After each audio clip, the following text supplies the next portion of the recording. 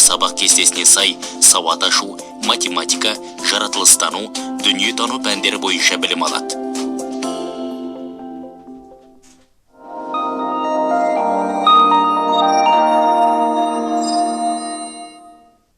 Қайырлы таң, құрметті оқушылар. Менің аты жөнім Гүлжан Қобыландықызы. Сауат ашу сабағына қош келдіңіздер. Балалар, экранға назар салайықшы. Сіздерге шашылған сөздер берілген. Осыларды біріктіріп көрейікші кәнеке бірге. Қазынасы, ертегі, халық. Жақсы, ертегі, халық, қазынасы деген сөйлем шығады екен. Олай болса, бүгінгі біздің сабағымыздың тақырыбы сөйлем. Бүгінгі сабақтан сіздер сөйлем түрлерін түсінесіздер, сөйлем түрлерін ажыратуды меңгересіздер. Балалар, сөйлем дегеніміз мағына жағынан өзара байланысқан сөздердің жиынтығы болып табылады. Сөйлем ол аяқталған ойды білдіреді, ол сөздерден құралады, бас әріптен басталып жазылады, және сөйлемнің соңында тыныс белгісі қойылады екен. Яғни ол сөйлемнің түріне қарай қойылады. Яғни нүкте, леп белгісі немесе сұрақ белгісі.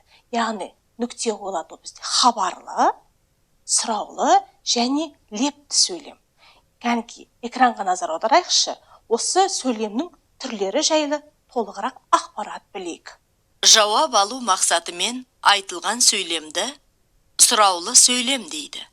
Сұраулы сөйлемдердің соңына сұрақ белгісі қойылады. Мысалы, не істеп жатырсың? Адамның көңіл күйін, сезімін білдіретін сөйлемді лепті сөйлем дейді. Олар көтеріңкі дауыспен айтылады. Лепті сөйлемнен соң леп белгісі қойылады. Мысалы, сәлем, Дана. Егер сөйлем бір нәрсені хабарлап тұрса, бұл хабарлы сөйлем болады. Соңына нүкте қойылады. Мысалы, біз кеше мұражайға бардық. Жақсы балалар, сіздер бейнефильмнен сөйлемнің түрлерін білдіңіздер. Ал балалар жаңа лепті сөйлем туралы айтып кетті. Лепті сөйлем адамның көңіл күйін білдіреді екен. Bir қарайықшы, бірінші суретте қандай көңіл күйді білдіріп тұр? Әрине, баланың қуанғаны. Яғни лепті сөйлемді біз оқығанда көтеріңкі дауыспен оқимыз. Яғни көтеріңкі дауыспен айтамыз. Мысалы, алақай. Олай емес пе? Олай болса балалар, жаңа сабақтың басында сіздер сөйлем құрастырыңыздар. Ертегі халық қазынасы дегеніміз. Яғни бұл сөйлемнің қай түріне жатады екен?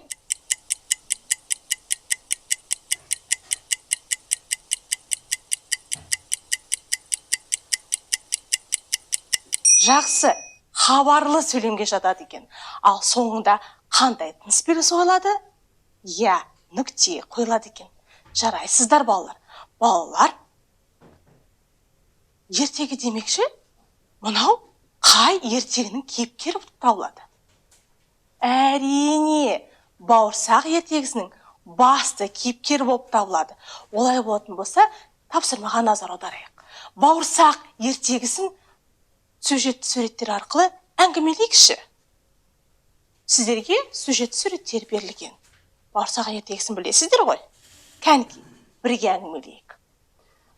Шал кемпірден бауырсақ пісіріп беруді сұрайды.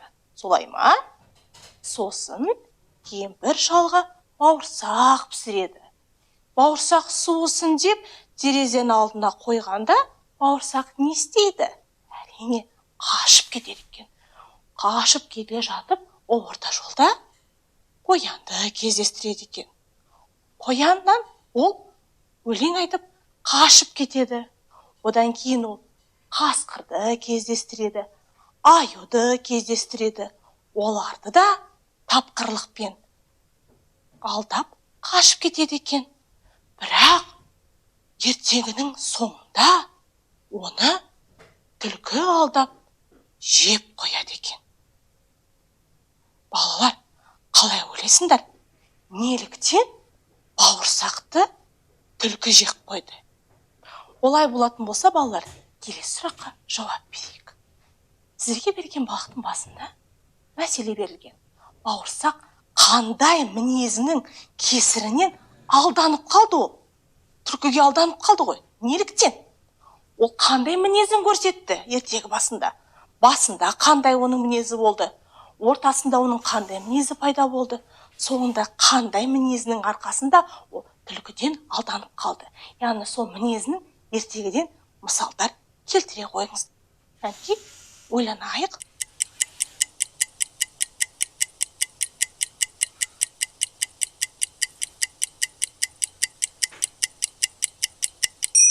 Жақсы балалар.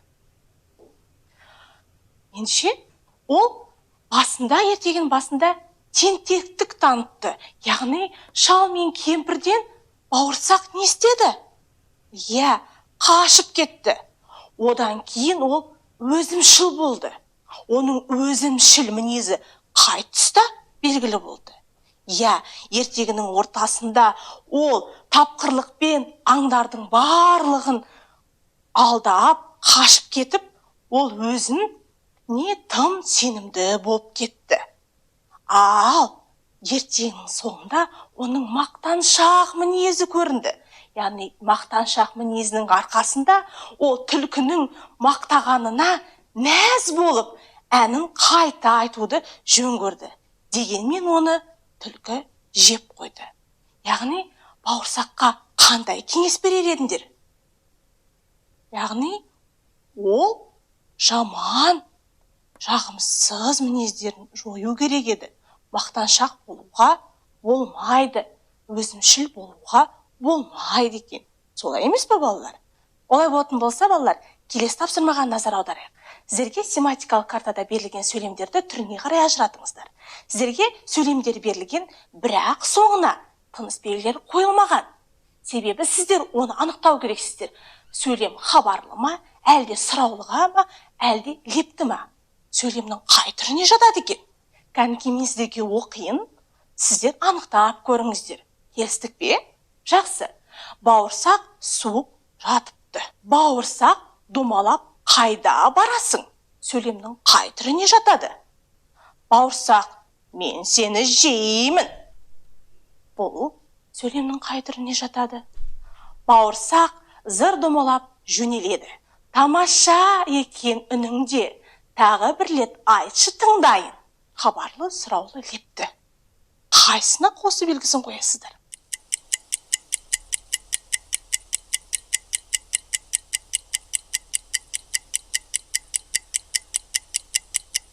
Сөйлемнің қай түріне жататын ажыраттыңыздар ма? Бәрекелді. Олай болса, өздеріңізді тексере қойыңыздар. Бауырсақ суып жатыпты. Ол бізде хабарлы сөйлем екен.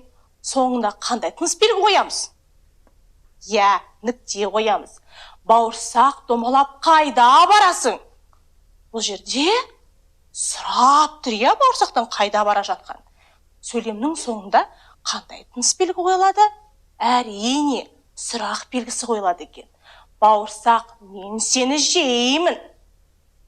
Бұл сөйлем лепті, себебі көтеріңкі дауыспен айтылған. Олай емес пе? Жақсы. Бауырсақ зыр домалап жөнеледі.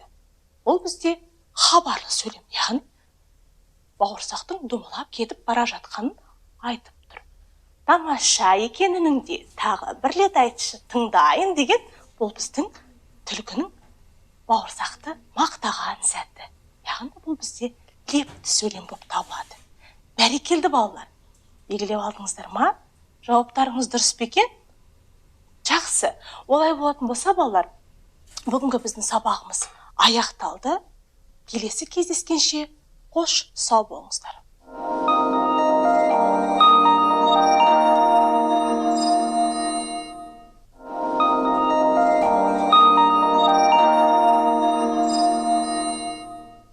Сәлеметсің бе, балақай?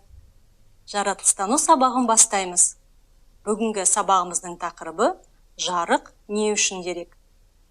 Бүгінгі сабақта біз жарықтың қай жерде керек екенін білеміз, және жарық көзі не үшін керек екенін түсінеміз. Өткен сабақта біз жарық көзі туралы оқып үйрендік. Жарық көздерінің табиғи және жасанды болатынын білеміз. Қазір мен саған бір ойын ойнауды ұсынам. Ойынның шартын тыңдап ал.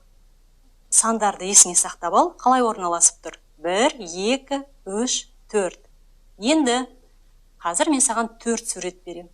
Сен сол 4 суреттің орналасуын есіңе сақтап алуым керек. Оған мен 10 секунд уақыт берем. Одан кейін тапсырма бойынша бұл суреттердің орналасуын анықтайсың. Сонымен ойынымызды бастайық. Дайынсың ба? Суреттерді қарап, есіңе сақтап ал.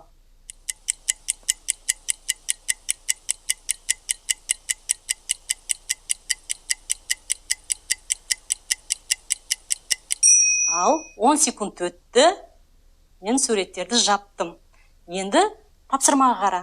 Табиғи жарық көздері орналасқан ұяшықтарды ата. Яғни есіңе сақтадың ба? Жақсы, номерін ата. Тексерейік өзімізді. Иә, табиғи жарық көздері орналасқан ұяшық бірінші және төртінші. Біріншіде күн, төртіншіде найзағай. Жарайсың. Келесі кезеңге өттік. Суреттерге қара.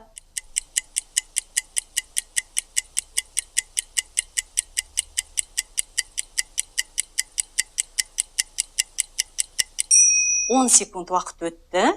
Енді мен суреттерді жабамын. Тапсырманы оқиық. Жасанды жарық көздері қай ұяшықтарда орналасқан? Яғни номерін атай ғой.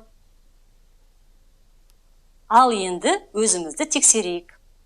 Иә, жасанды жарық көздері үшінші және төртінші ұяшықтарда орналасқан екен. Олар шамшырақ және экран. Жарайсың. Енді келесі кезең. Суреттерге мұқият қарап есте сақтап ал.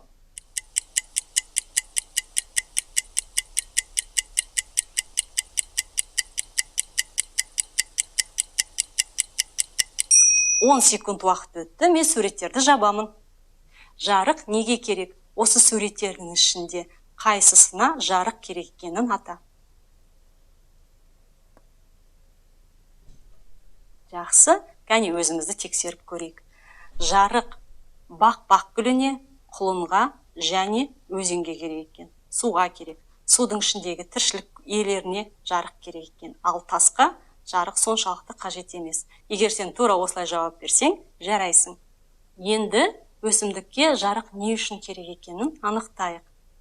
Өсімдік өнеді, өседі, қоректенеді және көбейеді. Оған күн көзі көмектеседі. Өсімдіктердің көбі күндіз белсенді тіршілік етеді. Тіршілік ету дегенді білесің сен, не? Олар жаңағы өсетіні, көбейетіні. Одан кейін жыл мезгілдері ауысқан кезде өсімдіктердің тіршілігі де өзгереді. Ал жануар үшін жарық не үшін қажет? Жануар өсімдік тәрізді күн көзінен жылу мен жарықты алады. Жануарлар өсімдікпен қоректенеді. Жануарлардың көбі күндіз белсенді әрекет етеді. Олардың кейбіреуі түнде тіршілік етеді, бірақ жалпы көпшілігі күндіз тіршілік етеді. Сондай-ақ жануарлар да жыл мезгілдері ауысқан кезде олардың тіршілігі өзгеріп жатады. Жақсы, енді мынандай сұраққа жауап берші. Жарық тағы кімге керек? Назар аудар, кімге керек? Иә, мына суреттердің ішінде жарықты ең көп қажет ететін адам жоқ. Сонымен жарық кімге керек? Адамға керек. Әрине, біз жарықсыз тіршілік ете алмаймыз. Кәнеки, адамға не үшін керек екенін байқайық. Адам да жануар мен өсімдік сияқты күн көзінен жарық пен жылу алады. Адамдар күндіз белсенді тіршілік етеді. Келсесің ғой, адамдардың барлығы түнде ұйықтайды, бірақ кейбір мамандық иелері ғана түнде жұмыс істейді. Жыл мезгілінің ауысуы адамдардың тіршілігіне өте үлкен әсер етеді. Қыста адамдар әрекеті, жұмысы өзгеше болады, киіні өзгеше болады. Ал жаз мезгілінде жарық мол болады. Адамдар жасанды жарық көздерін жасайды, және ол жарықты қолданады. Енді біз адам жарықты қайда қолданатыны туралы тағы да айтайық. Суреттерге қараш, қала мен ауыл бейнеленген. Қала мен ауыл көшелерін жарықтандырады. Не үшін жарықтандырады? тұрмысымыз жайлы әрі қауіпсіз болу үшін біз жарықтандыруды пайдаланамыз. Жарықтандыру деген көшелерге көше шамдарын қою, түрлі жарық көздерін ілу. Одан басқа көпірге, демалатын орындарға назар аудар. Оларды да әдемі, сәнді етіп жарық көздермен безендіреді. Бірақ бұл біздің қауіпсіздігіміз үшін, жайлы өмір сүруіміз үшін үлкен рөл атқарады екен.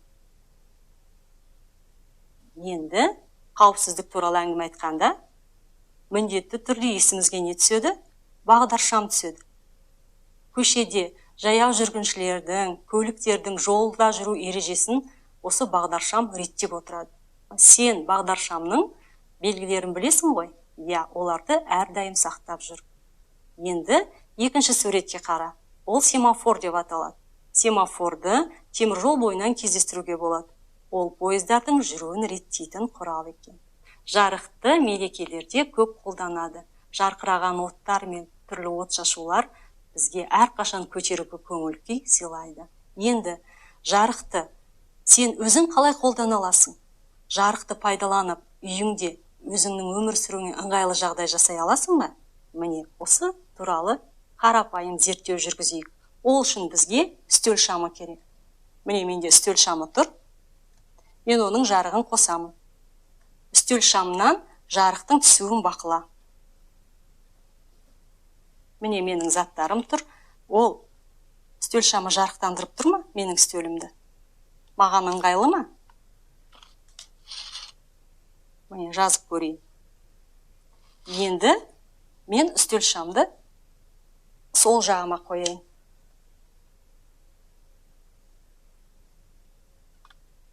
Міне, үстел шамы менің үстелімді жарықтандырды. Енді мен жазып көрейін. Менің байқағаным, маған үстел шамының жарығы сол жақтан түскені ыңғайлы екен. Себебі менің жазуыма ешқандай көлеңке кедергі жасамайды. Жақсы, сен де өзіңнің үстеліңді бақылап көр. Үстел шамың немесе басқа жарықпен қалай жарықтандырып тұр екен? Ал енді менің зерттеуімнің қорытындысымен таныс, және менің бірнеше ұсынысым бар. Үйде сабақ дайындаған кезде сенің үстеліңе жарық қай жақтан түскені дұрыс? Оң қолыңды көтерші. Егер сен жазуды оң қолымен жазатын болсаң, онда сен оңқайсың. Ал оңқай болатын болсаң, онда жарық сол жақтан түскені ыңғайлы. Жаңа байқадың ғой, маған сол жақтан түскені ыңғайлы. Ал егер сен солақай болсаң, яғни сол қолмен жазатын болсаң, онда жарықтың оң жақтан түскені жақсы. Егер сен сабақты кешке оқысаң, екі түрлі жарық көзі керек. Бір жарық жоғарыдан түсіп тұру керек, ал бір жарық үстелдің үстінде болу керек. Шамның жарығы көзге түспес үшін жарықты қалқалап тұратын плафоны болғаны дұрыс. Егер шамымыз иілгіш, қозғалғыш болса, ол тіптен ыңғайлы. Өзіңе ыңғайлап қойып алуыңа болады. Бөлмедегі жарық және сенің үстеліңе түсетін жарықтың дұрыс түсуі сенің көзіңнің көруін сақтайды екен. Жалпы сыныпта да, үйде де жарықтың мол болғаны өте жақсы. Сонымен сабағымызды қорытындылайық.